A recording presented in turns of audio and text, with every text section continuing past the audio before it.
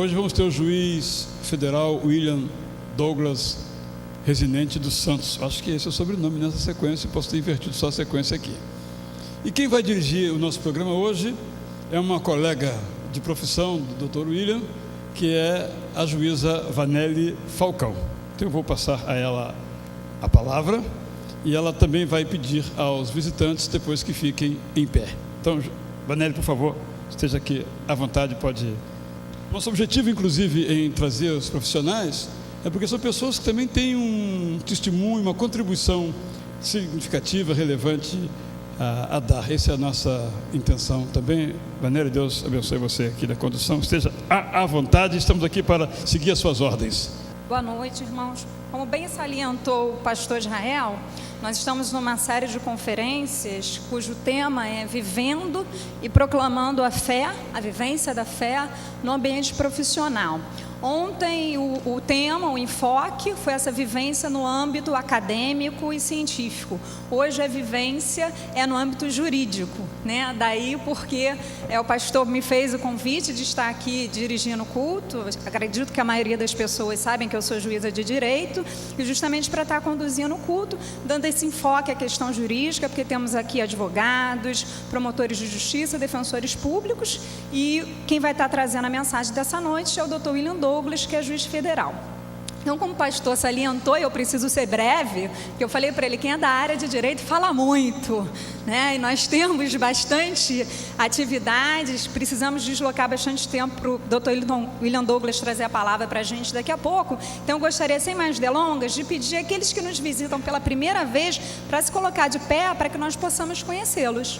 É um prazer muito grande tê-los aqui conosco, vocês são muito especiais para nós, se sintam bastante à vontade no nosso meio. E parafraseando o pastor Israel, ninguém pode sentar sem receber um abraço, que eu vejo que a igreja... pastor Israel, abraço, né? Pastor Israel já deu abraço, o nosso visitante ali está aguardando um abraço. Então, enquanto nós continuamos abraçando nossos visitantes, vamos ficar de em pé para a gente estar cantando o hino que vai ser apresentado ali na tela. Venha esta hora de adoração. Então, esse é o momento de nós adorarmos ao Senhor, de declararmos a Ele o quanto Ele é importante na nossa vida, exaltarmos e engrandecermos o nome dEle. Vem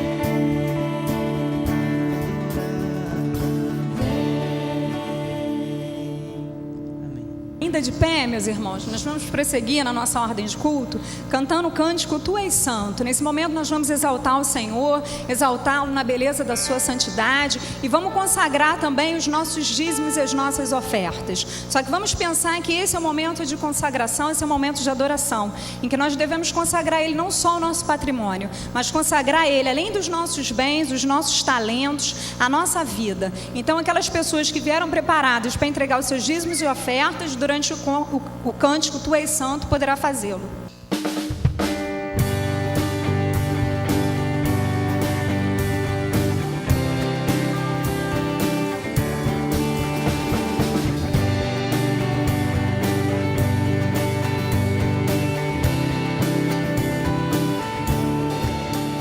Tu és santo, Tu és santo, poderoso, poderoso, tu és digno Tu és digno de todo louvor. de todo louvor. Seguirei teus caminhos, Teus caminhos, te amarei te amarei pra sempre. pra sempre. Tu és o Senhor, o Rei dos Reis, Todo-Poderoso, o Senhor das leis. Deus é Manuel, o grande eu sou, príncipe da paz, que ressuscitou, venceu na cruz, dando salvação, trazendo vida, paz e libertação.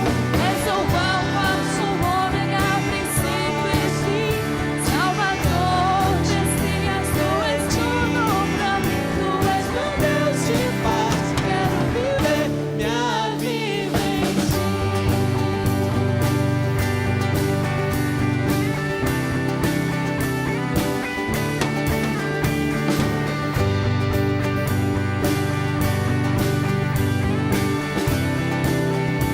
Tu és santo, tu és santo, Tu és santo, poderoso, poderoso, tu és digno Tu és digno de todo louvor.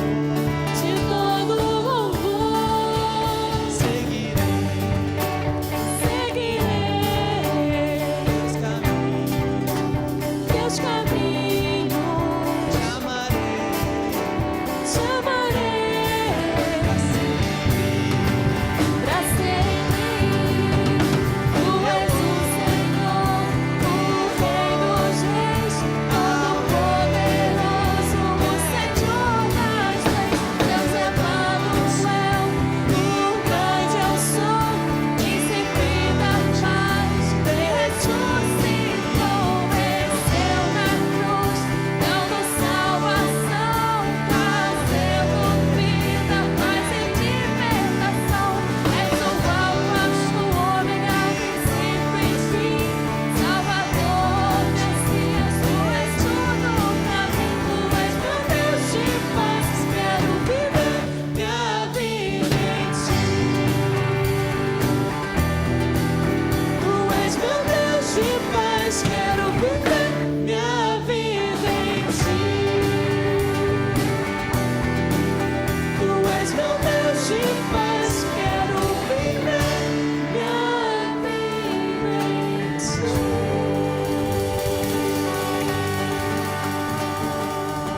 Amém. Nós vamos orar nesse momento, agradecendo a Deus pelos dízimos e as ofertas. Eu gostaria de pedir o pastor Nivaldo, que é advogado, pastor Nivaldo, para estar agradecendo a Deus por esse momento, né? A Constituição, lá no artigo 133, ele diz que o advogado é indispensável à administração da justiça. Então vamos viver e proclamar a nossa fé, puxando aí para a brasa dos advogados, viver e proclamar a nossa fé no âmbito jurídico, também com a participação dos advogados. Oremos ao Senhor. Grandioso Deus, nós te agradecemos, ó Pai, porque Tu nos dás o privilégio de aqui nos encontrarmos nesta noite, após um dia de atividades, para que possamos juntos abrir nossos lábios e poder louvar a Ti. Acabamos de cantar, Senhor, que somente Tu és digno de todo louvor, de toda adoração. Portanto, querido Deus, suplicamos-te que Tu recebas, ó Pai, este louvor de forma agradável, porque ele brota do profundo da nossa alma, do nosso coração, no desejo verdadeiramente de Te agradar e de Te louvar. Por isso, Senhor, nós entregamos todos os atos deste culto em Tuas mãos. Te agradecemos pelos dízimos, pelas ofertas, ó Deus, que foram colocadas no lugar próprio, Senhor, para a administração da Tua igreja. Suplicamos-te as Tuas bênçãos ricas e poderosas sobre a vida de cada irmão aqui presente, daqueles, ó Deus, que também não puderam aqui estar. Que Tu, ó Pai, possa visitá-los, ó Deus, em suas próprias necessidades, ó Deus.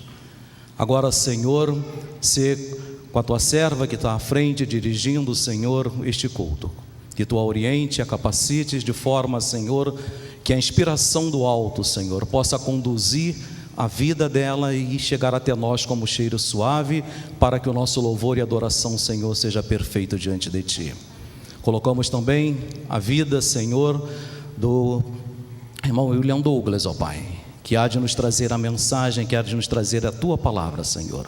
Que Tu uses o Teu servo, Senhor, nesta noite, e que tudo quanto, Senhor, Ele disser venha calar profundamente aos nossos corações, de tal forma, Senhor, que possamos receber, ó Pai, como vindo de Ti, para a nossa edificação e para o nosso crescimento profissional ali, junto àqueles que labutam, que atuam, Senhor, na vida profissional junto de nós, Senhor. E que o nosso testemunho, que a nossa vida, Senhor, possa ser forte, Senhor, diante de todas aquelas pessoas, colegas, amigos, clientes, todos quantos, Senhor, tenham contato diretamente conosco, possam sentir, Senhor, que Jesus Cristo faz parte de nossa vida e que a Sua mensagem, Senhor, é a maior força da nossa existência. É a oração que Te fazemos, agradecidos, ó Deus, em nome de Jesus. Amém. Os irmãos podem assentar-se. Bom, eu já tive a oportunidade de falar isso para o Dr. William Douglas antes de nós subirmos para iniciarmos esse culto. Falei para ele que eu estou numa posição bastante cômoda essa noite, porque apesar de eu hoje ser magistrada, sou magistrada há quase 8 anos, eu antes de ser magistrada eu fui delegada de polícia por 3 anos. E coincidentemente ou não, o meu examinador de direito penal foi o Dr. William Douglas. Então, uma das últimas oportunidades que eu tive contato com ele, há cerca de 11, 12 anos atrás, não foi numa situação confortável como essa, como irmã em Cristo, como magistrada, como colega. Foi numa banca de prova oral, sendo arguída numa prova oral de concurso em que ele era o examinador. Então, ele falou para mim, bom, se eu estou rindo, se você está rindo, é porque eu não fui tão malvado assim, né? A gente só teve situações como quais são os excludentes de ilicitude na Lei 9.605 de 98, que é a Lei dos Crimes Ambientais, qual é a metragem que a cela deve ter para o apenado, de acordo com a Lei de Execuções Penais. Foram desse nível a pergunta. Isso algumas que eu me lembro, né? Porque 12 anos não dá para a gente lembrar de todas, né? Mas é um prazer muito grande tê-lo aqui conosco. O Dr. William Douglas, para quem é da área jurídica, ele dispensa maiores apresentações. Essas apresentações que nós vamos fazer é para que os irmãos tenham contato com o currículo dele, saibam quem vai trazer a mensagem dessa noite. O Dr. William Douglas atualmente é juiz federal e professor, é mestre em Direito pela Universidade Gama Filho, presidente e membro de bancas examinadoras, isso eu conheço muito bem, bem a fundo, conferencista e autor de diversos livros e artigos, doutor honoris causa da Escola Superior da Advocacia, professor conferencista da EMERGE e da EPGE, da FGV, Prêmio Personalidade e Cidadania de 2010, primeiro colocado para juiz de direito no Rio de Janeiro, primeiro colocado para defensor público no Rio de Janeiro, primeiro colocado para delegado de polícia no Rio de Janeiro, quarto colocado para professor de direito na UF, quinto colocado para analista judiciário do TRF da 2ª Região. Pastor, quer que eu seja breve, mas com esse currículo não dá para ser breve, tá, pastor? Oitavo colocado para juiz federal, primeiro colocado no CPOR, primeiro colocado no vestibular para direito na UF, mais de 500 mil livros vendidos, e já proferiu para mais de 1 milhão de pessoas, palestras para mais de 1 milhão de pessoas, né? Mas, acima de tudo, o Dr. William Douglas é o nosso irmão William Douglas, né? Então, acima de tudo, que Deus seja honrado, glorificado na vida dele, e o meu desejo, William, é que Deus te abençoe nesse momento, que você seja usado pelo Espírito Santo de Deus e que Ele abra os nossos ouvidos para que a gente possa ouvir a palavra dele. Meus irmãos, boa noite. Quero dizer que é uma alegria muito grande voltar aqui. Eu tenho uma grande amizade com o pastor Israel, é um homem que eu admiro, e sempre que ele me convida é uma alegria estar aqui, até porque quando eu estou aqui eu normalmente reencontro minha tia Josélia, né, que está aí, né, e hoje também acompanhada da minha tia Josane. No meu currículo também se encontra o fato que eu tenho muito orgulho de ser servo do Senhor Jesus Cristo, ser membro da Igreja Batista Central de Niterói, e tenho a oportunidade hoje de conversar com vocês um pouco sobre espiritualidade e vida profissional, e dizer que se naquela última vez você era examinada e eu era o examinador, nesse momento vocês todos que estão aqui são os examinadores e eu sou o examinado. Então quem está fazendo prova oral agora sou eu, e é muito complicado fazer esse tipo de concurso, porque quando você faz um concurso, seja ele delegado, juiz ou qualquer outro, e você é reprovado, você não tem problema, você sofre um pouco e tal, mas você vai lá, estuda e faz novamente o mesmo concurso. E ele vai acontecer de novo. Então você tem a oportunidade de consertar a reprovação. Não é o que acontece nesse momento. Eu nunca mais vou ter a oportunidade de conversar com você sobre esse tema. Dependendo de quanto eu possa ir mal, talvez eu nunca mais tenha oportunidade de conversar com você sobre coisa alguma.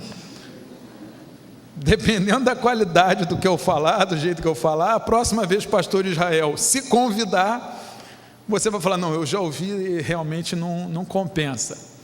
Mas mais grave do que esse meu interesse pessoal em que a gente não termine o nosso relacionamento durante essa conversa, tem a minha obrigação de vir aqui e não desperdiçar o seu tempo, não desperdiçar a sua confiança nessa igreja, não desperdiçar a confiança do pastor Israel, que me convidou para estar aqui. E eu gostaria de fazer isso, começar a fazer isso lendo o profeta Malaquias, no capítulo 3, que é um capítulo muito conhecido, porque é o capítulo que fala dos dízimos.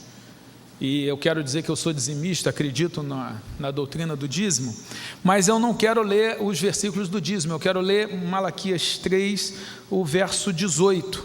Não vou pedir que vocês fiquem em pé, mas que prestem atenção na leitura. E ela diz o seguinte: então vocês verão novamente a diferença entre o justo e o ímpio, entre os que servem a Deus e os que não o servem. Esta semana eu li a revista Veja e foi muito complicado para mim ler, porque existem duas matérias diferentes sobre pastores evangélicos acusados de crimes de fraude, de estelionato, e eu não sei se é verdade ou não é verdade, eu não sou juiz da causa, eu não conheço as provas que foram produzidas, mas o fato de você ter numa revista semanal espaço contra dois pastores diferentes é algo que deve nos causar algum incômodo muito grande. É claro que nós sabemos que o nosso Senhor Jesus Cristo, se tivesse vivido nestes tempos, certamente seria capa de Veja, porque apareceria que Jesus Cristo é o rabi, o mestre, que conversava com prostitutas, e naquela época você não podia conversar com prostituta, que dava atenção para as mulheres. Naquela época a mulher era tratada de uma forma diferente, coisa que o cristianismo veio mudar. Provavelmente Jesus Cristo pudesse ser capa de veja quando ele almoçou com Zaqueu, que era um fiscal corrupto da Previdência, da Receita. Então vocês imaginem capa de veja, Jesus almoçando com um fiscal corrupto. Então certamente geraria algum tipo de problema. Quando a lei falava para apedrejar a adúltera e Jesus Cristo vem e fala assim, aquele que tiver sem pecado atire a primeira pedra, de certa forma as pessoas diriam que ele estava indo contra a lei. O que eu quero dizer para você é que se você agir como cristão, você tem tudo para ser criticado e para você ser notícia. Agora, tem gente que é cristão e é notícia não porque está agindo como cristão. E o texto de Malaquias, ele fala com muita clareza, olha, no final dos tempos vai se perceber mais uma vez a diferença entre quem serve a Deus e quem não serve, entre o justo e o ímpio. E eu pergunto para você, aonde você está? Quem aqui que é da área jurídica, levanta a mão, por favor. Mais ou menos 42,5% do auditório. Quem aqui não é da área jurídica, levanta a mão. Isso, bastante gente. Eu pergunto para você, isso vale para juristas e não juristas, para juízes e advogados, para de empregada doméstica a diretor de multinacional. No seu comportamento há uma diferença? É possível perceber que você é cristão, que você serve a Deus, sem que você manifeste tal coisa?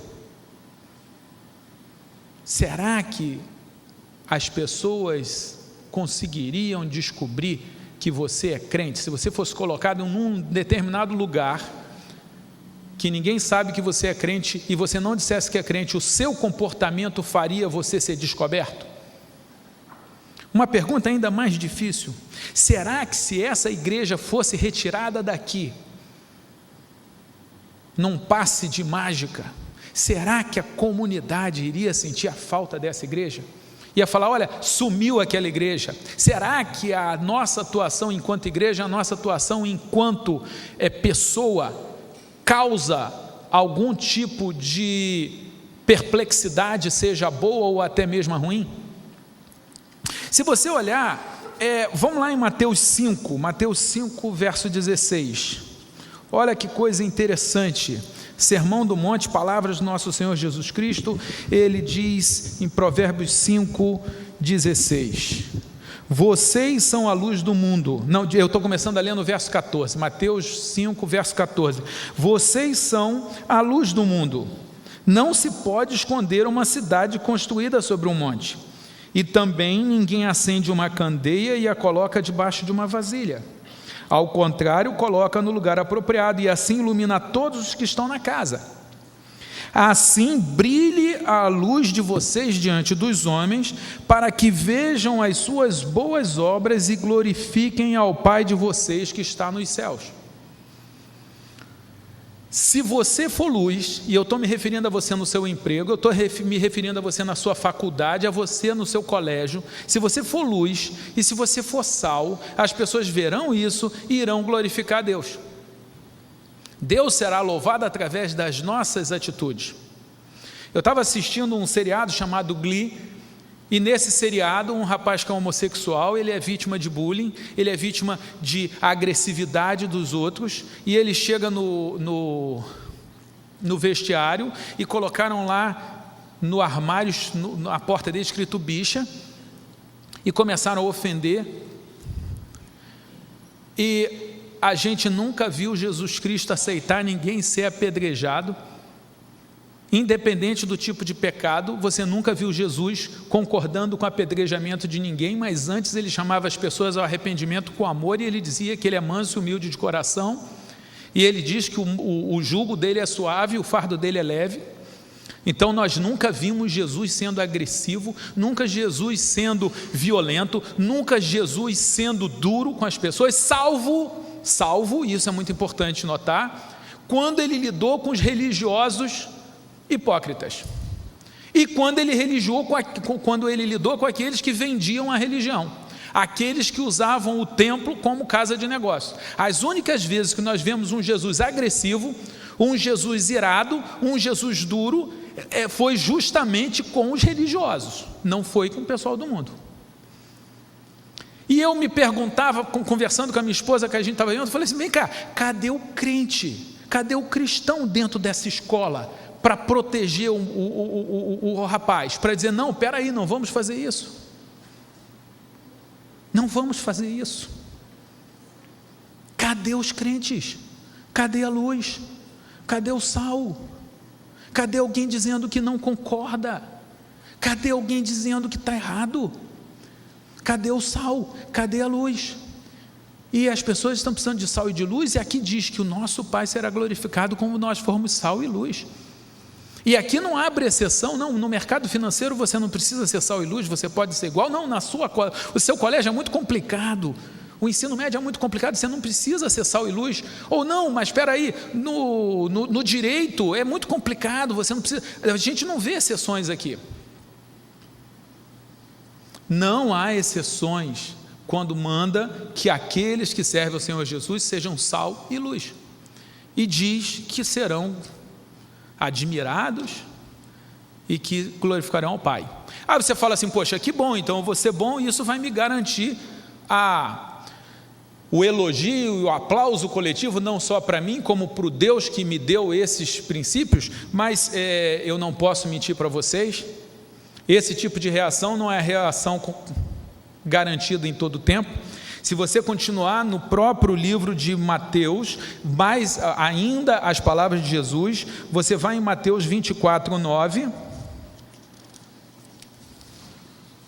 Em Mateus 24, 9, Jesus diz o seguinte: então eles os entregarão, vocês, ele está falando da gente, então eles, os ímpios, entregarão os cristãos para serem perseguidos e condenados à morte, e vocês serão odiados por todas as nações por minha causa. Você será odiado de todo mundo, por todas as nações, por causa desse Cristo. Ontem mesmo, quem estava aqui, ouviu de um professor de física que ele não vira chefe de departamento porque ele é cristão.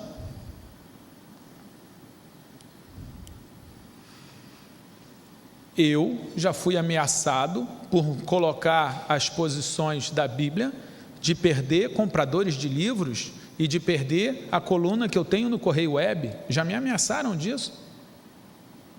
Felizmente, o Correio Web não concordou com a opinião da leitora que pediu para eu ser retirado como colunista, mas pediram a minha cabeça. Eu já soube que já me cortaram de alguns eventos no tribunal porque eu falo demais em Deus. Mas isso, gente, é muito leve. Há lugares em que você perde a vida, onde você perde os bens. Nós mesmos estamos lidando com um pastor que está para ser enforcado porque abandonou o islamismo e se converteu.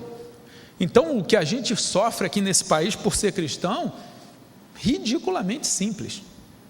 É ridiculamente simples. Mas eu quero dizer que não há uma garantia, quando você opta por ser sal e luz, como Jesus quer que você seja sal e luz, que quando você opta por ser diferente, que você vai ser admirado e benquisto. Não há essa garantia. Existe uma dúvida. Você nunca sabe se ser cristão vai te ajudar ou atrapalhar. Pelo menos na face da terra não há uma garantia disso. A opção por ser cristão é uma opção pela incerteza. Pode ser que dê certo, pode ser que dê errado. Então, se você quer ser cristão por causa da bênção, por causa da admiração, ou porque ou porque vai ter alguma vantagem, eu quero te dizer, não há essa garantia. Há a incerteza. Não é o caso de Jesus. Quando Jesus abriu mão da sua posição no reino dos céus e optou a se transformar em homem, vir em carne, nascido de uma virgem, para viver essa vida sem pecado, para ser entregue em nosso lugar, e esse é o Evangelho, nós somos pecadores, e Jesus vem para se entregar em nosso lugar, para morrer sem pecado. O resumo do Evangelho é esse. Nós somos pecadores, isso nos afasta de um Deus que é justo. Esse Deus justo providencia uma solução chamada Jesus Cristo. Só que quando Jesus vem, ele sabia que ia dar errado para ele do ponto de vista terreno. Vejam o que está lá em Marcos 10, 33. Marcos 10, 33 diz o seguinte: Jesus se dirige, eles estavam, olha, começa no 32, eles estavam subindo para Jerusalém e Jesus ia à frente, como qualquer bom líder. Os discípulos estavam admirados, enquanto os que o seguiam estavam com medo. Novamente ele chamou à parte os 12 e lhes disse o que haveria de acontecer. E olha só o que ele diz: estamos subindo para Jerusalém, e o Filho do Homem será entregue aos chefes dos sacerdotes e aos mestres da lei. Eles o condenarão à morte e o entregarão aos gentios, que zombarão dele, cuspirão nele, o açoitarão e o matarão, e 3 dias depois ele vai ressuscitar. O que eu quero dizer é que quando Jesus veio aqui para ser sal, para ser luz, para ser salvação para a gente, não havia a menor dúvida do que ia acontecer. Ele avisou antes, ele falou: eu estou vindo para ser zombado, cuspido, açoitado, crucificado, e eu estou fazendo isso porque eu quero, e eu quero fazer isso porque é esse o caminho que eu vou ter para eu ficar no seu lugar. Você que está sentado nessa cadeira agora, ele falou: eu vim para essa terra porque eu quis, eu passei 33 anos aqui porque eu quis, eu fui crucificado porque eu quis, cuspiram em mim, bateram na minha cara, botaram uma coroa de espinhos em mim, porque eu quis. Não foi por acidente, não foi uma vitória do diabo, foi uma opção para ele ficar no nosso lugar. E aí eu pergunto para você, você que assume ser cristão, que aceita Jesus, que vem à igreja, como é que você se comporta no seu trabalho? Porque existem vários tipos diferentes de crente no trabalho. Existe o crente secreto. Ele é crente, mas ninguém sabe. Às vezes ele é tão secreto que ele faz coisas que o crente não deveria fazer para manter a sua camuflagem. E ninguém consegue descobrir. Às vezes ele é até um bom crente, ele se comporta como crente, ele se afasta das coisas erradas, mas ele não diz que é crente. Eu conheci um professor meu, eu fui aluno dele alguns semestres, eu lidei com ele os 5 anos de faculdade. Tempos depois, eu lidei com ele como professor. Tempos depois, ele é aposentado já, eu encontro ele numa festa da igreja e eu: ô professor, que legal, o senhor é visitante? Ele: não, eu sou crente. Gente, ele era um bom homem, ele se comportava como crente, ele tinha uma vida proba, bacana, não estava envergonhando o nome de Jesus, mas olha, se dependesse dele para eu ser salvo, eu estava perdido, porque ele nunca me falou de Jesus. Nunca me falou de Jesus, nunca assumiu as brigas que a gente tem que ter. Tem aqueles que são crentes, mas de uma forma educada, de uma forma assim, não se mete em confusão. E tem os chatos, os que são desagradáveis, porque olha, ser crente, eu acho, na minha opinião, que é ser naturalmente desagradável. Gente, se dizer que só tem um Deus, que coisa antipática, quer dizer que o Deus dos outros não serve? Só Jesus, só, que coisa mais sectária, que coisa mais elitista. Uma amiga minha falou que ela fica muito incomodada porque os cristãos se consideram superiores. E eu viro para ela e falo: olha, desculpe, mas os cristãos não são superiores. Quem é superior é Cristo. Mas Cristo é superior. A gente considera que é o único que é Deus, que é o único que ressuscitou, que é o único que salva, que é o único que é mediador entre Deus e os homens. Gente, isso é antipático. Isso é antipático. Evangelizar é antipático. Dizer para o cara que ele vai para o inferno é altamente antipático. Não aceitar participar de corrupção é desagradável, cria uma situação desagradável. Todo mundo roubando e você fala que não vai roubar. Por quê? Você acha que é melhor do que os outros? Todo mundo se promiscuindo, todo mundo azarando a mulher dos outros e você não. Todo mundo falando palavrão e você não.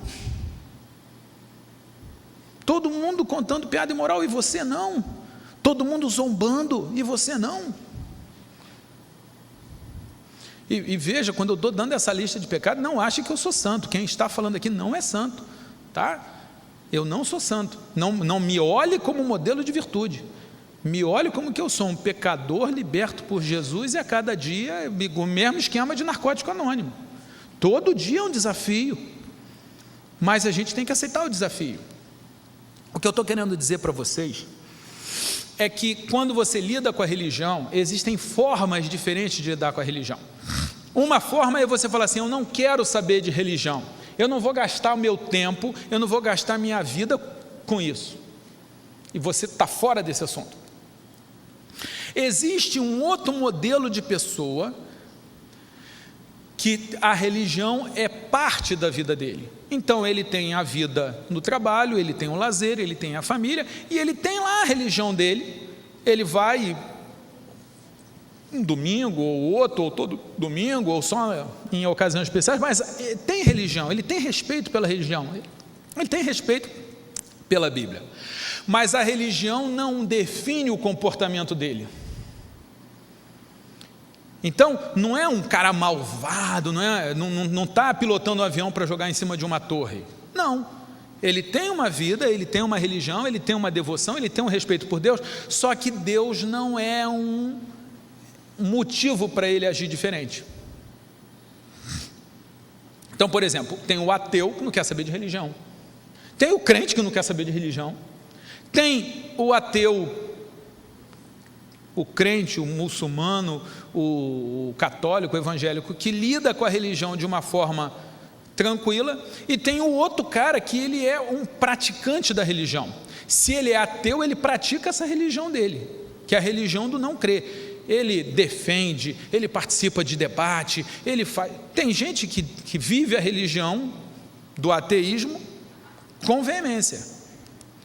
Existe gente que vive o catolicismo com veemência, o islamismo com veemência, o cristianismo com veemência. E isso é um motivo para ele deixar de fazer alguma coisa. E eu pergunto para você, que tipo de cristão você é? Você é o cristão que não quer saber nada de Deus, você sabe que Deus existe, você tem até uma certa simpatia por Ele, mas é Ele lá e você vai vivendo sua vida. Tem gente que está assim. Tem gente que a religião é só parte da vida dela, mas não é um definidor de conduta. E tem gente que o cristianismo, ou o islamismo, ou o catolicismo, ou a religião protestante, o que for, define comportamento. Então ele deixa de furtar, ou de roubar, ou de se traficar, ou de adulterar, ou de se prostituir, ou de mentir, porque ele tem respeito por Deus. O fato é que existem formas diferentes de você praticar a sua religião. Abre lá em Ezequiel capítulo 47.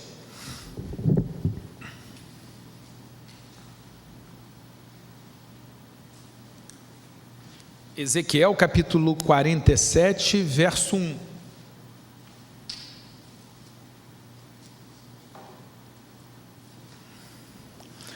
O homem levou-me de volta à entrada do templo e vi água saindo de debaixo da soleira do templo e indo para o leste, pois o templo estava voltado para o oriente. A água descia de debaixo do lado sul do templo ao sul do altar. Então ele me levou para fora, pela porta norte, e conduziu-me pelo lado de fora até a porta externa que dá para o leste, e a água fluía para o lado sul. O homem foi para o lado leste com uma linha de medir na mão, e enquanto ia, mediu 500 metros e levou-me pela água que batia no tornozelo. Ele mediu mais 500 metros e levou-me pela água que chegava ao joelho. Mediu mais 500 metros e levou-me pela água que batia na cintura.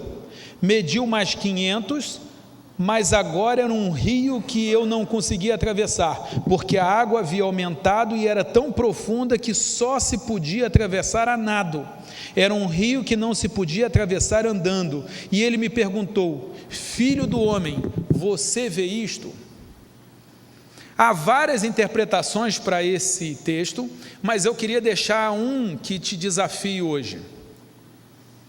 Qual é a profundidade do seu cristianismo? Qual é a profundidade da sua relação com Deus? A distância do altar pode fazer com que haja cristianismos diferentes. Há aquele que tem fé em Deus que bate só até o tornozelo. Ele entra na igreja, o pé dele está lá, mas olha, o resto do corpo não experimenta. Há aqueles que entram dentro da igreja para se colocar de joelho e pedir uma graça. O cristianismo chegou no joelho, no pedido.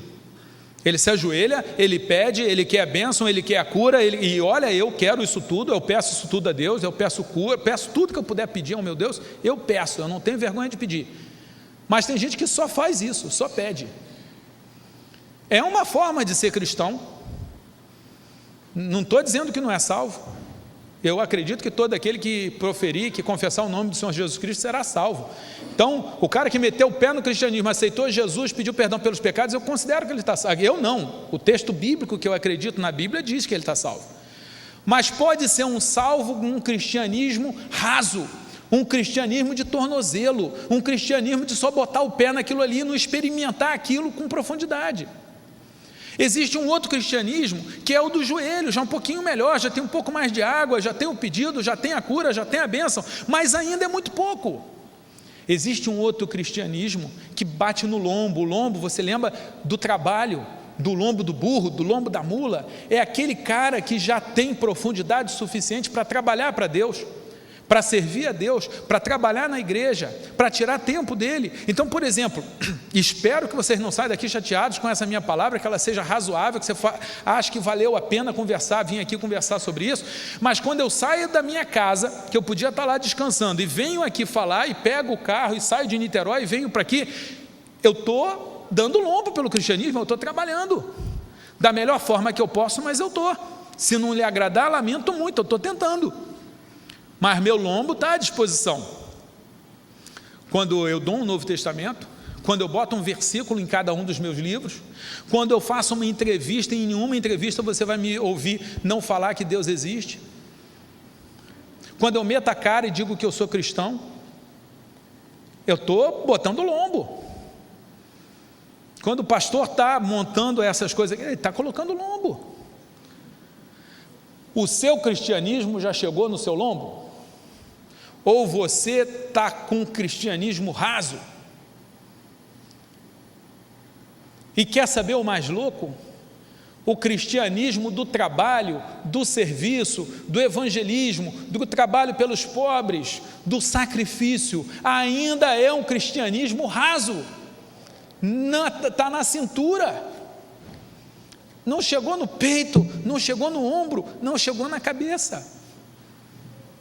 A grande graça do cristianismo é quando o Espírito, é quando a Shekinah, é quando a relação com Deus, é quando a sua companhia com o Altíssimo chega a um ponto que você fala: olha, isso aqui é um rio que eu tenho que atravessar a nado, eu não consigo andar na presença desse Deus, isso é tão grande, isso é tão caudaloso, que eu tenho que passar a nado, isso é capaz de cobrir a minha cabeça. E aí eu pergunto para você, meu irmão, se você até hoje só botou o pé na relação com Deus, é pouco. Se você só botou os joelhos na sua relação com Deus, lamento, é pouco. Se você está trabalhando para Deus, mas só está trabalhando e talvez esteja pensando como o filho mais velho na parábola do filho pródigo, tipo, estou te servindo como um escravo. Se a tua relação é uma relação apenas de serviço com Deus, desculpe, é pouco, é raso. Essa palavra profética vem dizer o seguinte: você precisa buscar um cristianismo para encher a sua vida, encher o seu corpo, para cobrir a sua cabeça. E você me desculpe, se o Espírito do Senhor entrar na tua vida, tiver liberdade para atuar na tua vida, se você tiver inundado da presença de Jesus Cristo, vai ser absolutamente impossível que as pessoas não vejam isso. Se você não consegue ser reconhecido como cristão, sem dizer que é cristão, desculpe, mas o seu cristianismo é raso. Se você não está sendo perseguido nem discriminado por ser cristão, desculpe, mas o seu cristianismo é raso. Se você não está inundado de Jesus Cristo, desculpe, mas o seu cristianismo é raso. E eu não estou vindo aqui para dizer que você é mau, que você é feio, que você vai para o inferno, que você não presta, que você é sujo. Não. Não. O que eu estou vindo aqui é dizer, você está convidado para mergulhar de cabeça na experiência com Jesus Cristo. Você não está sendo criticado, qualquer que seja o ponto onde você está. O que eu estou dizendo é, vai mais fundo, vai mais fundo, já que é para entrar nesta piscina, pula de cabeça. Já que é para passar por esse rio, entra com tudo, não fica com água só pelo tornozelo, pelo joelho ou só até a cintura. Que graça de banho tem esse banho incompleto? E aí você vai falar, mas William, como é que eu faço isso? Eu não vim aqui te dizer como você faz, eu vim aqui te convidar para você fazer. Eu só vim aqui propor o próximo passo. Fala, eu quero mais um degrau. O fato de você estar aqui, numa segunda-feira, dentro da igreja, me prova que pelo menos o pé você já colocou. O pé já está dentro. Você já separou a noite de segunda para vir aqui. Pode ter certeza que Deus está muito feliz com isso. Falou assim, aquele meu filho está interessado em mim, está interessado nesse assunto. Mas eu gostaria que, se você entrou aqui interessado com esse assunto, que você saísse daqui se perguntando, como que eu dou o meu próximo passo? Como que eu subo mais um degrau? Como que eu faço algo de diferente na minha vida espiritual? Como que eu me torno algo mais do que um cristão nominal? Um cristão que vai até na igreja, mas será que é só isso? Ou será que tem mais alguma coisa? E quando isso acontecer, isso vai repercutir na sua vida inteira, inclusive a profissional. Veja só, vamos falar um pouco de vida profissional. Mas antes de eu falar de vida profissional, eu quero deixar essa pergunta: qual é a profundidade do seu relacionamento com Deus? Qual é a profundidade do seu cristianismo? Você já está nadando de braçada nesse rio caudaloso do Espírito? Se sim, ótimo. Se não, hoje Deus tirou para chamar você aqui, você veio e você aceitou o convite, e Deus está virando para você e fala assim, meu filho, minha filha, isso que você está vivendo até agora ainda é pouco comparado com aquele rio absolutamente extraordinário, fantástico, que eu quero que você nade. Você está saindo com esse convite de dar o próximo passo. Dá o próximo passo. Agora vamos falar de alguém que nadava bem nesse rio. Daniel. O povo de Israel tinha sido levado para a Babilônia. E se você pegar o livro de Daniel, nós vamos ver alguém que era um profissional fantástico, absolutamente extraordinário. E o segundo convite que eu quero fazer hoje para você, o primeiro é questionar o seu grau de cristianismo, de comprometimento com Deus, e dar o próximo passo. Se você questionar o seu grau de cristianismo para não fazer nada, é um exercício intelectual absolutamente inútil. A graça tem de você falar, eu quero dar mais um passo. Às vezes você está aqui, talvez você tenha 70, 80 anos de idade, e esteja falando assim, por que Deus ainda está me deixando aqui? Eu quero responder com as palavras de Billy Graham. que está quase fazendo 100 anos, e escreveu um livro, e no livro ele diz assim: não, eu estou muito interessado em saber quais são as próximas missões que Deus tem para mim, qual é o próximo passo que Deus quer que eu dê. Se você está nesse mundo, é porque Deus ainda tem algum plano para você. Se você está vivo, é porque Deus tem algum plano para você. E se não tivesse plano nenhum, ao menos está te dando a oportunidade de você fazer os seus. Mas vamos lá, vamos falar de Daniel. Pega aí a sua Bíblia e abre em Daniel. Eu estou falando isso que eu recebo muito, pelo fato de ser professor, de fazer palestra, muita gente me procura e fala assim: William, eu queria saber qual é a vontade de Deus. William, eu queria saber o que Deus quer para a minha vida profissional e tal. Eu acredito que Deus fala, e Deus já falou comigo várias vezes, eu pesquiso isso, eu conheço várias pessoas que Deus falou. Eu já achei um cara que Deus respondeu para ele com um programa de televisão. Ele estava orando por um assunto, e quando ele entra em casa, o cara da televisão: olha, você que acabou de entrar na casa e que está pensando isso, Deus tem essa resposta. Eu já encontrei isso. Chiquérrimo, achei o máximo. Eu já vi isso. Mas então a pessoa fica me perguntando: o que Deus quer? Será que é a vontade de Deus? A minha resposta em geral é: vem cá, Deus já te disse para fazer alguma coisa? Não. Então, amigo, vai fazendo aquilo que você está afim. Claro que o que você está afim, filtrado pela palavra, né? Óbvio. Mas se o que você está fazendo não tem nenhuma contraindicação bíblica, vai fazendo. Vai fazendo. Quando Deus quiser que você mude de rumo, Ele dará o jeito, mas você vai fazendo. Daniel capítulo 1 diz o seguinte: no 3º ano do reinado de Joaquim, rei de Judá, Nabucodonosor, rei da Babilônia, veio a Jerusalém e a sitiou. E o Senhor entregou Joaquim, rei de Judá, nas suas mãos, e também alguns dos utensílios do templo. Ele levou os utensílios para o templo, verso 2.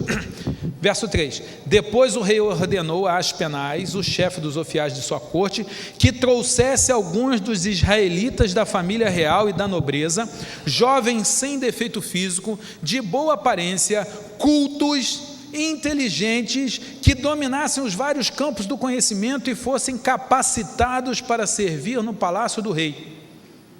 E a esses deveria ser ensinada a língua. E aí ele vai falando.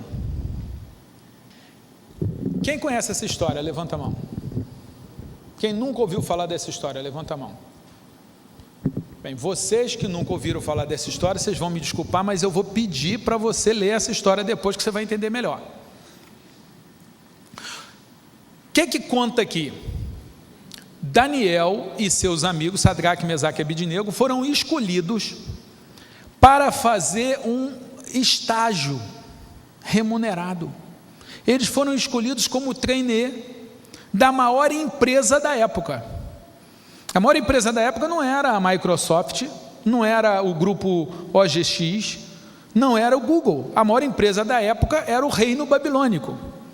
E esses caras, que tinham vindo como escravos, conseguiram um estágio, conseguiram uma oportunidade de emprego na empresa. E por que eles conseguiram essa oportunidade?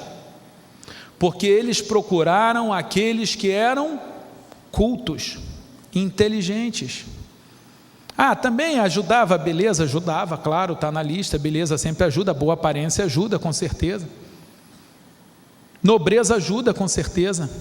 Mas só nobreza e só beleza sem cultura não resolve. E quando eles entram nessa empresa, dão um monte de coisas impuras para eles, e eles decidem não se contaminar com a impureza daquela época, da impureza que tinha ali. E o chefe deles fala: não, eu tenho que dar a comida do reino para vocês, que senão eu vou ser punido. E aí esses 4 rapazes, Daniel, Sadraque, Mesaque e Abednego, com muita habilidade, propõem a Aspenaz o seguinte: olha, vamos fazer um teste, vamos fazer uma experiência,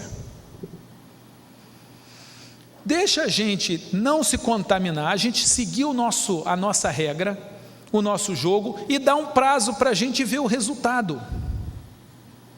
Olha que coisa fantástica.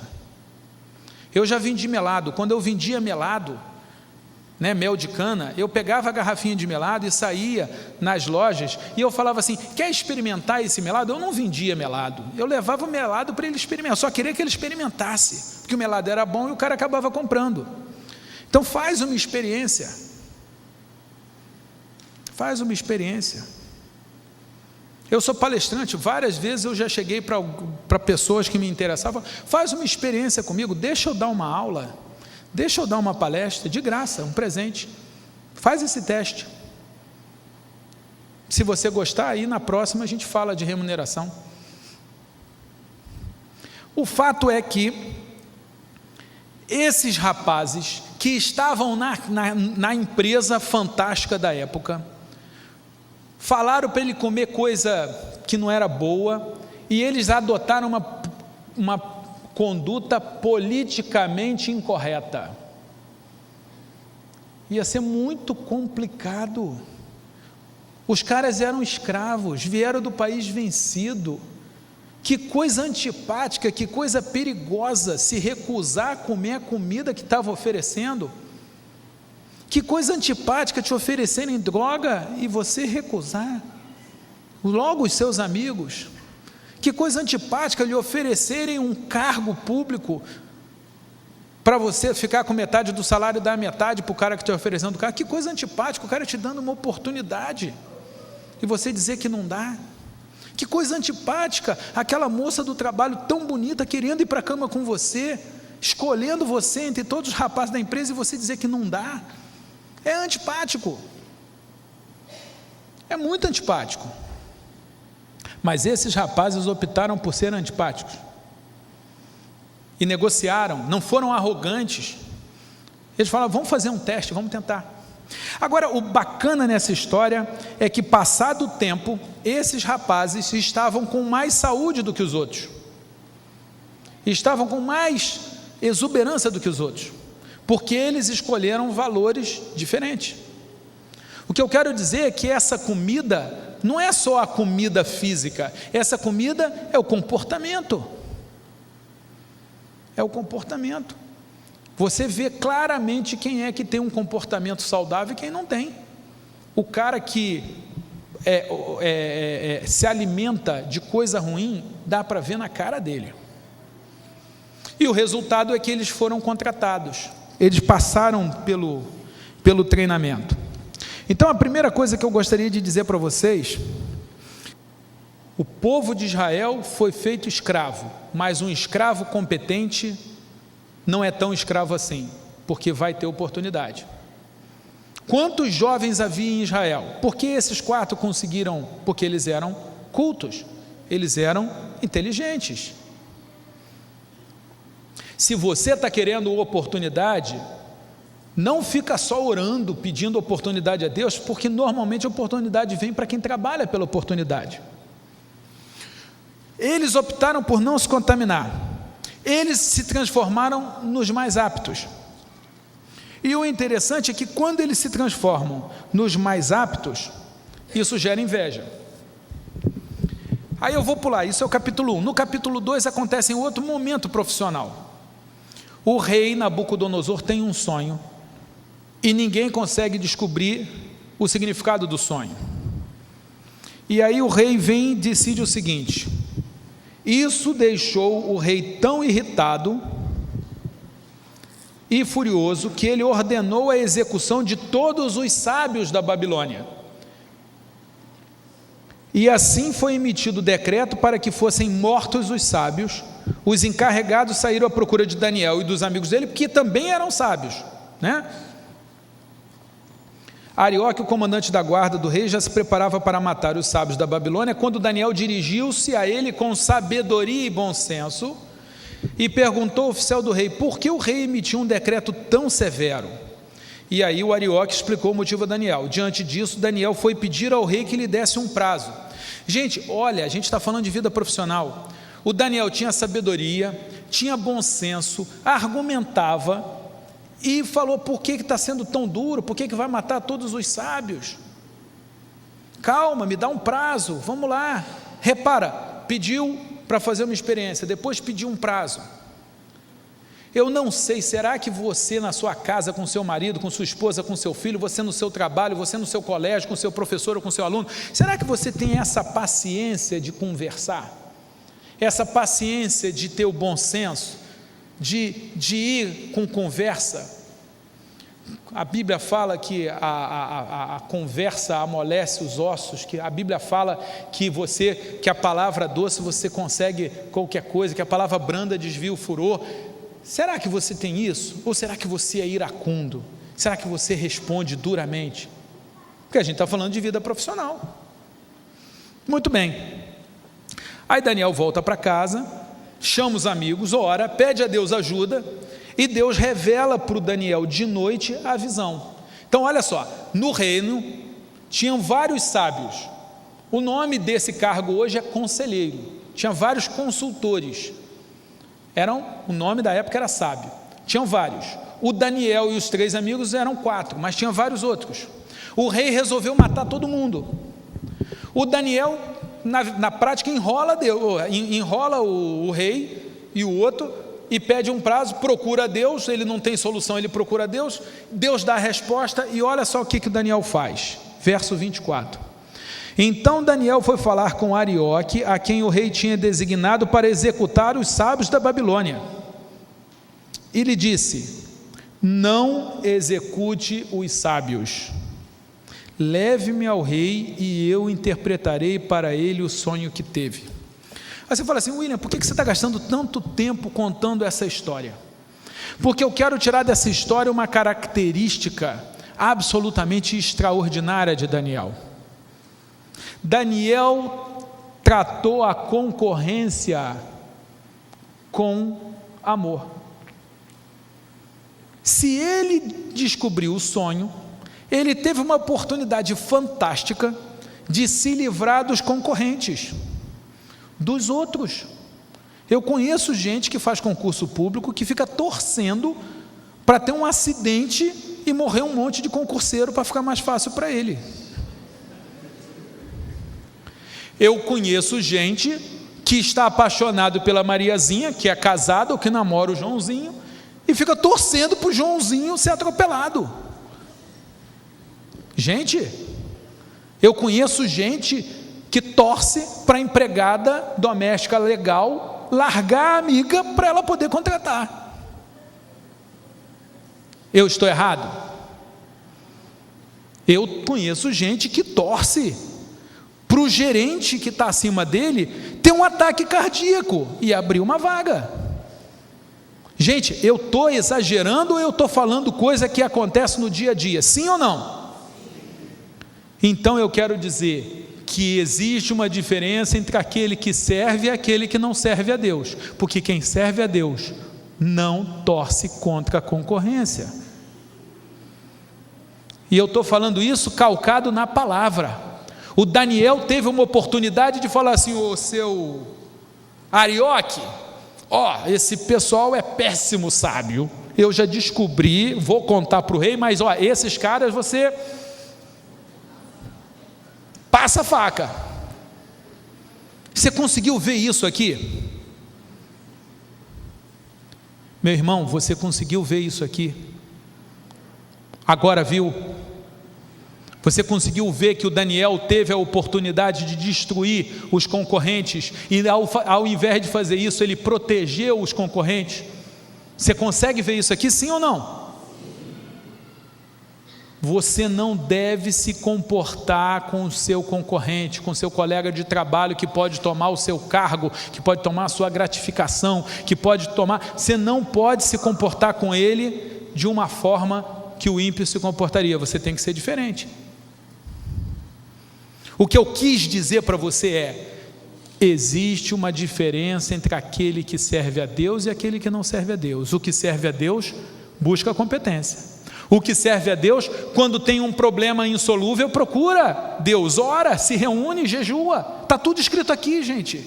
Aquele que serve a Deus, quando tem a oportunidade de arrebentar com a vida do cara que está dando trabalho, ele abre mão de fazer isso. E Jesus fala isso: amai os vossos inimigos, bendizei aos que vos amaldiçoam, abençoai aqueles que vos perseguem. É isso, gente. Está acontecendo aqui, não é um discurso, não é uma teoria, não é uma filosofia. O cristianismo ganha, é na prática. Do ponto de vista teórico, os argumentos se equivalem. Deus existe, Deus não existe. Isso, argumento é argumento. Para cada argumento que você criar, o outro tem um bom argumento. Direito é argumento para um lado, argumento para o outro. Isso é vazio, isso não resolve. Nenhum argumento vence. Eu pego um bom argumentador com uma tese ruim e eu faço ele ganhar.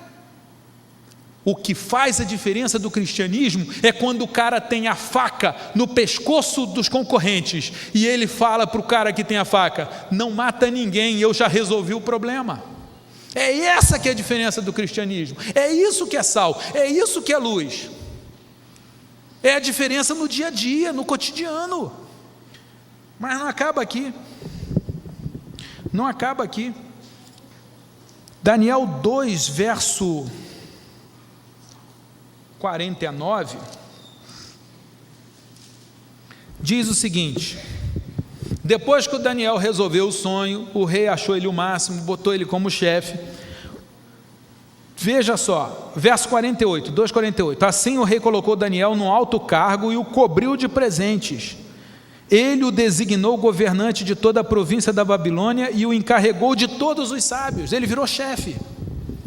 Ele não precisou matar os concorrentes. Ele, pela competência dele, pela bênção de Deus na vida dele, ele foi posto como chefe. Ele foi posto como chefe. Ele cresceu, ele foi promovido, ele não precisou destruir ninguém, ele jogou o jogo dele. Você não tem que pautar a sua agenda pelo outro, você tem que fazer o seu, e foi o que o Daniel fez e ele foi promovido. Agora olha que lindo o verso 49, além disso, a pedido de Daniel, o rei nomeou Sadraque, Mesaque e Abidnego administradores da província. O Daniel ajudou os amigos. Quantos aqui você conhecem um cara que não ajuda os amigos? Você conhece alguém? Daniel ajudou os amigos. Mas eu quero pedir para você ir agora para Daniel capítulo 6. Vocês vejam que eu estou fazendo uma abordagem de Daniel pelo lado profissional. Eu não estou fazendo abordagem de Daniel pelo lado espiritual. Eu estou falando como é que ele era profissionalmente. Competente, não se contaminava, não tentava destruir os concorrentes, fazia o dele, ajudava os amigos, e quando não sabia o que fazer, isso sim é espiritual, buscava a ajuda de Deus. Agora, Daniel capítulo 6, leia comigo. Dario, já é outro rei, achou por bem nomear 120 sátrapas. O sátrapa é quase um ministro, mais ou menos um ministro. E desde aquela época, os governantes tinham mania de nomear ministro demais.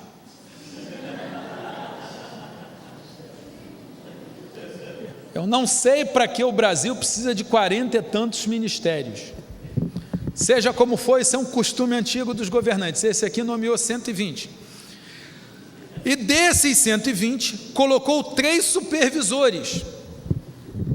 Botou 3 ministros da coordenação política, usando a linguagem de hoje. Para 120, né? Precisou de 3. E um deles era Daniel.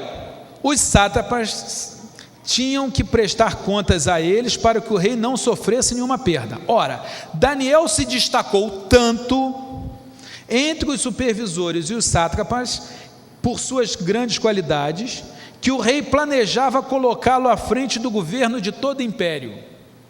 Daniel era bom, cara, era competente, o cara era o cara, ele arrebentava. Então, dos 120 ministros, tinha 3 supervisores, o Daniel um dele. Ele era tão bom como supervisor, que o rei estava querendo botar ele como chefe dos chefes. Você é no seu trabalho tão bom que o chefe quer te promover? É uma boa pergunta. Você é tão bom que o teu chefe quer te promover? E aí o que acontece? Diante disso, os supervisores e os sátrapas procuraram motivos para acusar Daniel em sua administração governamental, mas nada conseguiram, nada puderam achar nele, não puderam achar nele falta alguma, pois ele era fiel, não era desonesto nem negligente. Eu não tenho dúvida nenhuma que dentre aqueles sábios que o Daniel salvou, alguns estavam nessa lista aqui. Daniel experimentou a ingratidão. Os caras que tiveram a sua vida salva por Daniel foram objeto de uma tentativa, foram eles que criaram uma tentativa para tirar o Daniel. Prepare-se para a inveja e prepare-se para a ingratidão. É assim desde que o mundo é mundo. Não ache que você vai ajudar o outro e o outro vai ser legal com você, nem sempre. Pega a música do Chico Buarque. Dinheiro não lhe emprestei, favores nunca lhe fiz. Por que você está chateado comigo? É assim. Agora olha que coisa fantástica. Esses caras tentaram pegar o Daniel e não acharam nada, porque ele era fiel, ele era dedicado, ele não era negligente, ele não era desonesto. Se houver uma campanha contra você no seu trabalho, será que eles vão encontrar você fiel, não negligente, não desonesto? Será que aonde você trabalha você tem sido negligente? Vou perguntar de novo, será que você tem sido negligente, preguiçoso? Será que você tem passado a mão em alguma coisa? Eu me envergonho de muita empregada doméstica, porque eu tenho amigos meus que não são crentes e botaram uma empregada que é líder na igreja e a empregada roubou, e são pessoas que não aceitaram Jesus ainda. E eles olharam e eu fico imaginando que tipo de opinião eles têm sobre os crentes, porque durante muito tempo o que eu sempre soube é que gente que não era crente procurava empregada doméstica crente, porque empregada doméstica crente não rouba. Bons tempos estes, muita gente de classe média e de classe alta aceitou Jesus por causa do testemunho de empregadas domésticas que se comportavam como crente. E aí eu me lembro de Santo Agostinho: evangelize sempre, se precisar use as palavras. Um bom empregado crente é um evangelista sem precisar fazer nada, basta ser crente, que ele vai estar deixando lá o sal e a luz, e vão perguntar. O que eu quero dizer aqui, amigo, é que a história do profissional Daniel, não do profeta Daniel, mas do profissional Daniel, desafia você a olhar para dentro do seu comportamento e falar: será que eu passo por um pente fino? Porque se você não passa por um pente fino, se você tem sido desonesto, se você tem sido negligente, se você tem sido incompetente, porque a incompetência também é um problema, você ainda não está onde você pode chegar. Mas no Daniel não conseguiram pegar. Agora olha que bacana, finalmente esses homens disseram: jamais encontraremos algum motivo para acusar esse Daniel, a menos que seja algo relacionado com a lei do Deus dele. Meus irmãos, o ponto fraco de Daniel era o seu Deus. O ponto fraco daquele profissional era o Deus que ele seguia. Será que você não pode sair daqui dizendo: eu vou ser fiel, eu vou ser íntegro, eu não vou ser negligente, eu vou ser um bom profissional, eu vou ser exemplo, eu vou ser tão bom que eu vou ser invejado, eu vou ser tão bom porque vão querer me promover por causa das minhas capacidades, da minha qualidade. E se eu tiver algum ponto fraco, vai ser o meu Deus. E olha que coisa paradoxal: o Deus que criou os céus e a terra é exatamente o ponto mais fraco do homem. Que homem é esse que o ponto mais fraco é Deus? E foi exatamente onde pegaram Daniel. chegaram com o rei e falaram: olha, ninguém pode cultuar ninguém, nenhum Deus a ninguém, não pode se ajoelhar para ninguém, senão para o Senhor. E o Dario, como todo governante tende a ser vaidoso, adorou a ideia. E o Dario gostava do Daniel, queria promover o Daniel, admirava o Daniel, sabia que o Daniel era bom para ele. E aí sai a ordem dizendo que não pode ajoelhar para ninguém senão para Dario. O Daniel, que 3 vezes por dia se ajoelhava e orava para o Deus de Israel, exatamente o ponto fraco dele, foi lá para a casa dele, de janela aberta orava, de janela aberta orou e foi preso. A primeira vez que eu li esse texto, eu falei assim: gente, mas não dava para o Daniel fechar a janela? Tinha esse Daniel que ser implicante assim? Será que ele não podia fazer uma composição? Será que ele não podia ser educado, simpático, politicamente correto? Será que ele não podia evitar esse conflito? Mas que Daniel é esse? Que cara impertinente é esse? Por que ele não fechou a janela? Mas não, Daniel não fechou a janela. Estou dizendo que crente é incômodo? É desagradável? E eu pergunto para você, meu querido, minha irmã, meu irmão, será que você tem fechado a janela? Será que você tem se omitido? Na Bíblia nós encontramos homens que não fecham a janela, que não exercem uma religião escondido, uma religião clandestina, e estão querendo fazer isso com o cristianismo nesse país, estão querendo tirar os crucifixos das repartições públicas, estão querendo que a gente não fale em Deus, estão querendo fechar as televisões evangélicas, estão querendo fechar as rádios evangélicas, estão querendo que não se possa votar, ter bancada evangélica no Congresso. Tudo isso tem proposta de lei para acabar. Sabe o que eles estão querendo fazer com a gente? Que a gente tenha uma religião de janela fechada. É exatamente o que está acontecendo hoje nesse país. A gente está aqui falando de direito. Nesse país eles querem botar o cristianismo em gueto. Eles querem que a gente tenha vergonha de ser crente. A gente quer que a gente tenha vergonha de falar que a gente acredita nesse livro. Eles querem que a gente diga que esse livro é desatualizado, que não serve mais, que o que está escrito aqui eu não posso botar no outdoor. É isso.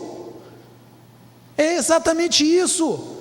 E tem um monte de crente que não está vendo, mas claro, porque tem um monte de crente que tem fechado a janela na sua vida privada, e consequentemente a gente vai acabar vivendo um tempo em que a gente vai ter fechada a janela na área pública.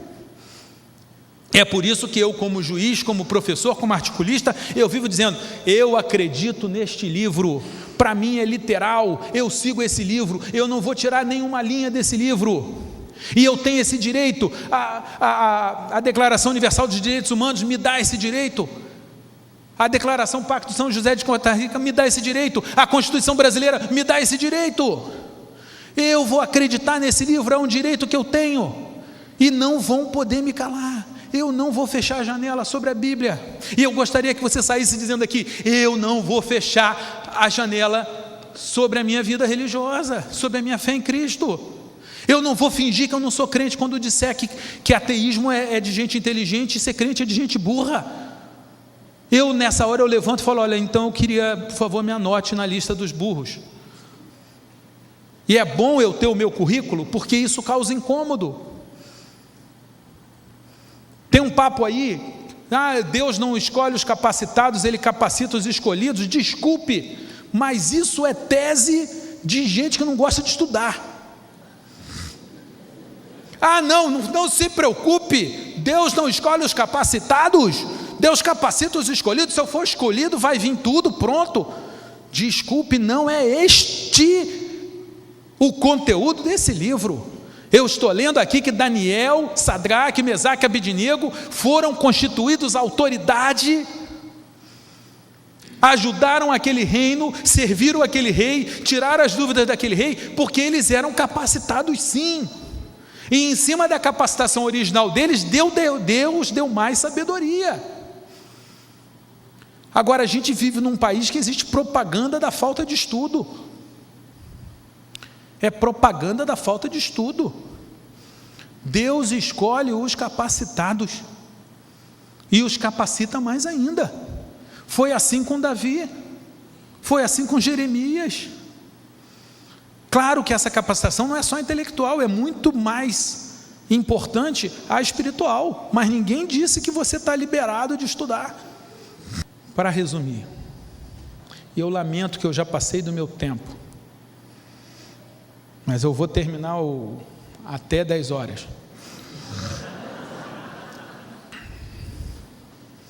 Meu irmão, neste país há uma disputa para se calar o cristianismo, para se ofender o cristianismo, para se humilhar o cristianismo, e nós somos desafiados a mostrar que nós temos o direito constitucional de ser cristãos, o direito humano de ser cristão, e o direito humano é fruto do cristianismo. Toda a doutrina do direito humano começou com o cristianismo. O respeito à mulher, cristianismo. O respeito à criança, cristianismo. Combate à pedofilia, cristianismo. E escravidão, combate, todo mundo reconhece que foi a cultura cristã que começou a combater o cristianismo, que começou a ser combatida pelo cristianismo. Então o cristianismo tem muita coisa ruim? Tem. Me mostra alguma outra religião que não tenha. E tem muita coisa boa, mais do que qualquer outra que eu conheça. E Jesus Cristo o cristianismo tem uma coisa chamada Jesus Cristo, que é o único que ressuscitou. Agora, o fato é, você é chamado para ser cristão e a responder com amor, mesmo diante do apedrejamento. Cristão não foi feito para apedrejar. Cristão foi feito, e esse é o exemplo deixado por Cristo, para impedir apedrejamento. Quanto mais fazê-lo. Se a gente deve impedir apedrejamento, por que a gente que vai apedrejar? Se é para ter algum apedrejamento, vocês me desculpem, mas o lugar do cristão é aonde estão indo as pedras. Foi assim com Estevão, foi assim em vários lugares, e deve ser assim até a volta de Jesus Cristo, como aliás está profetizado. Nós não somos nada. Nós não somos melhores do que os outros. Você não é moralmente melhor do que a prostituta. Você não é melhor moralmente do que o travesti. Você não é melhor moralmente do que o corrupto. Jesus Cristo disse que todos nós somos pecadores. Nós somos tão pecadores quanto o cara que está na rua, bêbado, quanto o toxicômano.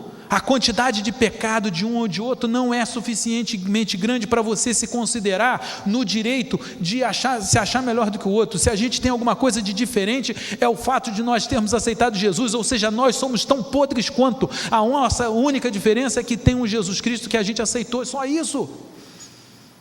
Como pode um cristão olhar para um não cristão como se fosse alguém superior? Como pode você ver cristão fazendo campanha, como a gente viu, de R$900 de Bíblia? Você compra uma Bíblia por R$900 para Deus tirar a prosperidade do ímpio e passar para você? Isso está no YouTube. Compra essa Bíblia por R$900 e no ano que está para começar, você pegará a prosperidade do ímpio. Deus vai tirar a prosperidade do ímpio e vai dar para você. Desculpe, eu sou de uma época em que o cristão queria salvar o ímpio e não tirar o dinheiro dele. Estou me exaltando, vocês me perdoem. Eu quero convocar você para em Daniel encontrar uma forma diferente de comportamento. E se você olhar o livro de Daniel, você vai ver que o mesmo Daniel, que havia sido promovido por se comportar como cristão, foi o Daniel que, tempos depois, foi para a cova dos leões por ter o comportamento.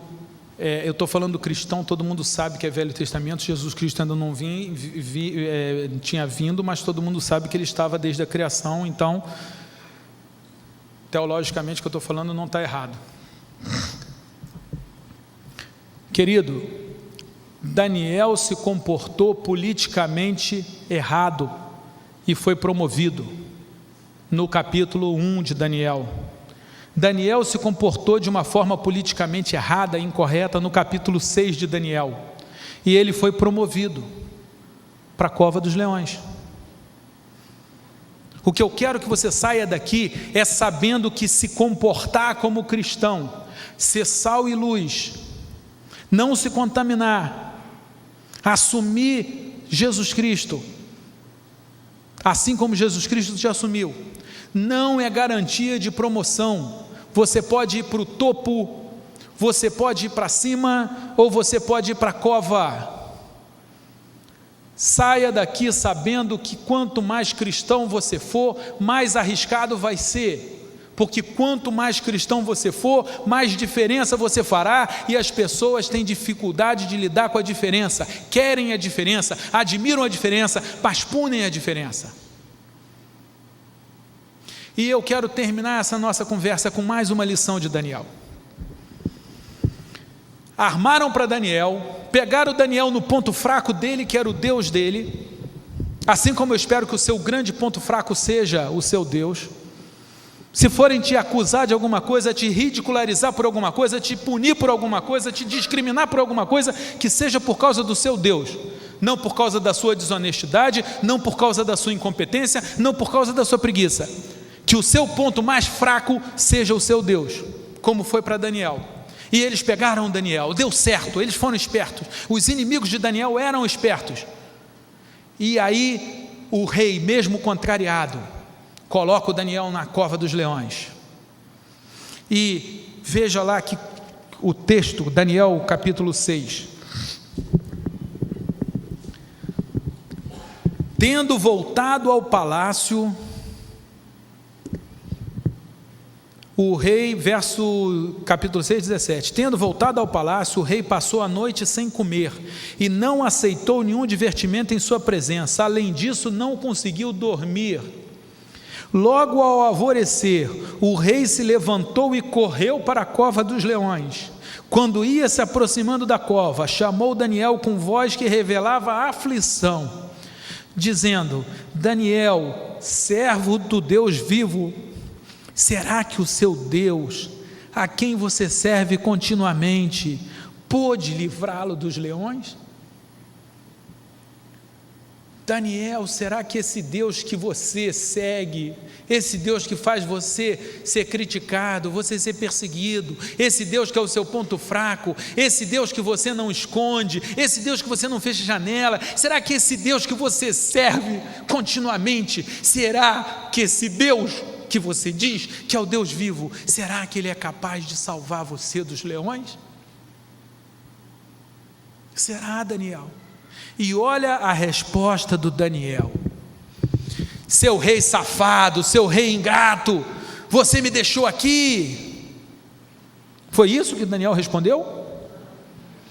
Porque Daniel tinha sido colocado na cova dos leões pelo rei. Foi a ideia do rei. Daniel podia ter falado: ô seu rei idiota, você não viu que o pessoal estava armando para mim? Como é que você pode se chamar de rei se você cai num papo desse? Ó, meu Deus me protegeu. Foi isso que Daniel fez. Daniel foi indelicado. Daniel foi demitido do cargo de sábio e foi demitido sem direito a seguro-desemprego. Ele foi demitido mesmo. Ele foi demitido para ele ser o alimento. E como que ele reage a isso? No seu momento de vitória, no momento em que ele tinha passado pela cova dos leões incólume, Daniel respondeu: ó rei, vive para sempre. O meu Deus enviou o seu anjo que fechou a boca dos leões. Eles não me fizeram mal algum, pois fui considerado inocente à vista de Deus. Também contra ti não cometi mal algum. O rei muito se alegrou e ordenou que tirassem Daniel da cova. Quando tiraram da cova, viram que não havia nenhum ferimento, pois ele tinha confiado no seu Deus. Como que você reage com as pessoas que te magoam, que te demitem, que te ofendem, que te frustram, que te magoam? Como que você reage com a sua esposa ou com seu filho quando ele não agrada você? O exemplo que nós temos de Daniel é um exemplo de um homem que, mesmo depois de ter sido demitido, tratou o rei do jeito certo. Ó, meu rei, vive para sempre. Você está conseguindo perceber a diferença desse homem?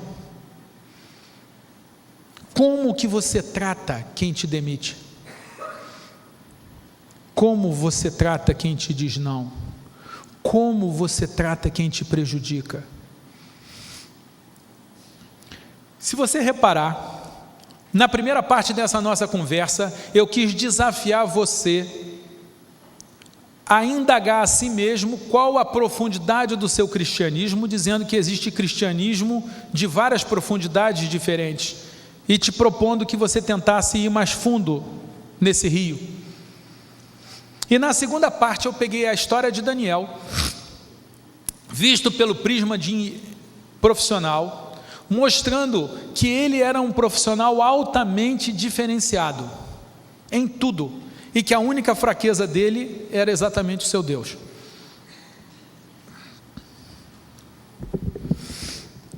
Quando tinha que ser indelicado, ele não era. Quando ele tinha motivo para ser grosso, ele não era.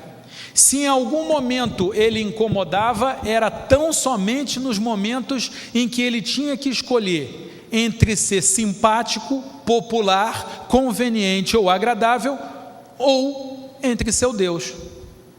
As únicas vezes em que Daniel era inconveniente, era quando ele tinha que escolher entre o Deus que ele servia e o homem, e ele sempre escolheu servir a Deus. Eu queria que você saísse daqui com esse desafio: das pessoas, se tiverem alguma coisa contra você, que seja o fato de você ser fiel a seu Deus, de se ajoelhar perante Ele e de não fechar as janelas diante da sua fé. Que esse seja o seu único ponto fraco, que seja o único lugar onde as pessoas te critiquem.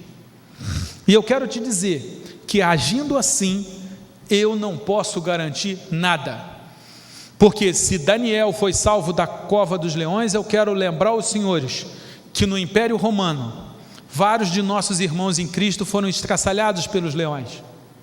No entanto, a relação de um cristão com seu Deus não tem relação com a relação do cristão com os leões, ou com quanto Deus os defende dos leões. O profeta diz: olha, ainda que o produto da oliveira minta, ainda que não haja gado, ainda que não haja fruto na videira, eu vou louvar o meu Deus. Então, terminando essa conversa, eu queria propor a você se capacitar, buscar competência, para Deus poder te usar, te colocar como cabeça e não como cauda. Pureza, você optar por não se contaminar. Pureza no mundo, pureza no colégio, pureza na internet, pureza no trabalho, pureza nos negócios. Integridade, não ser negligente, não ser ladrão, ser fiel. Ter como única fraqueza seu Deus. Ser amável com todos, com seus amigos, a quem você ajuda, com seus concorrentes, a quem você não ataca, e com as pessoas que te frustram ou que te demitem. Ser amável com todos. Quero convidar você a ser politicamente incorreto todas as vezes em que você tiver em que ser politicamente correto significa negar o seu Deus ou fechar a janela sobre a sua fé. Receba o dano, receba a crítica, receba a pedrada. Leia lá o Mateus 5, que antes de nós, aqueles que optaram por Deus, foram ofendidos, foram cuspidos, foram ridicularizados, e que essa é a geração em que essa tarefa é nossa. Sejamos nós cuspidos, ridicularizados, criticados e perseguidos. Eu vou dar a oportunidade para a gente orar junto aqui com o pastor Israel. Se você, olhando para si mesmo, chega à conclusão de que o seu cristianismo ainda está raso, e você quer que Deus leve o seu cristianismo mais para frente, eu queria que você viesse aqui ajoelhar e pedir isso. Senhor, eu quero um degrau a mais. Senhor, eu quero ir mais fundo. Se você ainda não botou nem o pé no cristianismo e está aqui por acidente ouvindo essa conversa de crente, eu quero dizer para você colocar o pé no cristianismo. Vem aqui falar: pastor, olha, eu quero aceitar Jesus como Salvador. Eu quero viver esse Deus. Se você no seu trabalho você ainda não tem sido competente, puro, íntegro, se no seu trabalho você ainda não tem sido amável, eu quero te convidar para você vir aqui na frente e fazer um compromisso com Deus e falar: Senhor, recebi o recado, a partir de hoje eu vou ser como Daniel, o Senhor proporcionou exemplo para eu seguir. Tem alguém que queira fazer algum desses dois tipos de compromisso? Tem 10 segundos para vir aqui na frente. 10, 9, 8. Eu não costumo trabalhar com insistência. Eu já falei 1h20. Se eu não te convenci em 1h20, não vai ser. A todos que estão sentados, eu quero, da posição de profecia, da tribuna da palavra, dizer que Deus ficou muito satisfeito com a sua visita aqui hoje. Você é um filho amado e querido. Todos vocês que estão aqui são filhos amados e queridos, especiais para Deus, de uma forma absolutamente única. E todos vocês que vieram aqui na frente, eu vou orar, depois o pastor vai orar, e eu gostaria que você saísse daqui desafiado a aprofundar isso que a gente fez hoje. Estudar o livro de Daniel é um bom começo, pegar um comentário, ler, tem muita coisa no livro de Daniel. Vamos ser diferentes, vamos ser sal, vamos ser luz. Vamos ser perseguidos, mas vamos ser perseguidos pelos bons motivos, tá? Vamos orar? Pastor, você vem aqui orar com a gente? Senhor Deus, nós queremos te agradecer, Senhor, este momento, este culto, Senhor, essa hora que tu reservaste para a gente conversar sobre ser sal e luz. Quero te agradecer, Senhor, pela paciência, Senhor, desse auditório, Senhor, que esteve aqui, Senhor, ouvindo a palavra, e por cada um, Senhor, que cada um volte para casa, Senhor, em segurança, em paz, que tenha uma noite tranquila, Senhor, uma noite debaixo da tua proteção, uma semana boa. E quero te pedir, Senhor, que cada um que veio aqui à frente, Senhor, que tu receba, Senhor, esta vinda aqui, Senhor, como uma manifestação de fé, como um pedido. Tu dizes que não lança nada em rosto, Senhor, que aquele que pede recebe, que aquele que busca encontra. Eu quero te pedir, Senhor, que tu abençoe, Senhor. Dá, Senhor, um novo passo, Senhor, dá mais um grau no cristianismo, na espiritualidade de cada pessoa, Senhor, que está pedindo isso. Senhor, faça com que a gente possa ser sal e luz e que, sem negar o Cristo, Senhor, quando tivermos que assumi-lo, que nós possamos ser reconhecidos, Senhor, como cristãos, como aquele que serve a Deus, Senhor, mesmo que não façamos menção verbal, Senhor, que as nossas condutas, Senhor, possam te honrar, Senhor, em nome de Jesus que nós te pedimos isso, Pai, amém. Amém. Ó Deus, mais uma vez, a começar por mim, ajuda-nos a, tomando a água, nosso tornozelo, caminhar em tua direção, até que todo o nosso ser possa ser coberto pela profundidade das águas do nosso compromisso com o Senhor. A começar por mim. É isso que eu peço para cada um de nós. Oramos mais uma vez então, em nome de Jesus. Vamos colocar todos em pé, vamos cantar então uma outra música que nos fala desse compromisso, nos coloca então diante do nosso Deus. Quero agradecer a todos que aqui estiveram, agradecer a nossa irmã Vanelli, que conduziu a primeira parte, agradecer a todos que participaram. O tempo não dá para fazer perguntas, já são 9h35, mas o William, é o seguinte, vou fazer algo que vocês não sabem. Eu convidei o William para estar conosco todos os dias. Ele falou: todos os dias para mim não dá.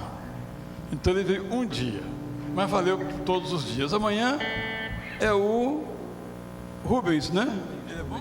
O Rubens é diretor financeiro da Transpetro, tem mestrado em energia nuclear, tem doutorado em economia, é capitão do exército, é analista, mas mais que tudo é um crente daqueles, pastor da Assembleia, entusiasmado, batalhador, é o homem que está sempre aí falando, é uma pessoa que realmente vale a pena conhecer, vocês vão gostar, é uma figuraça, eu sou muito amigo dele, a gente está escrevendo um livro junto, e não perca a oportunidade de conhecer essa figura fantástica que é o Rubens Teixeira.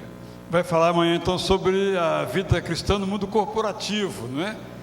Ele que certamente enfrenta terríveis, tanto quanto os juízes, advogados, promotores, tentações fabulosas, como viver a fé cristã nesse tempo. Vamos cantar então, Ramon?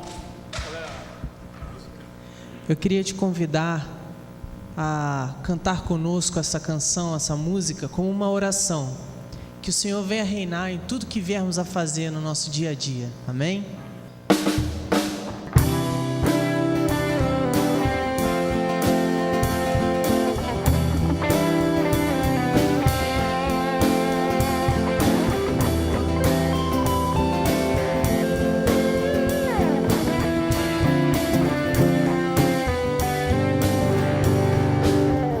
Sobre toda a terra tu és o rei, sobre as montanhas e o pôr do sol.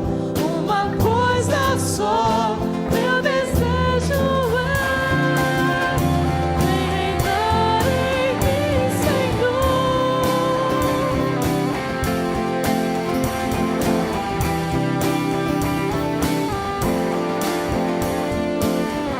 Sobre o meu pensar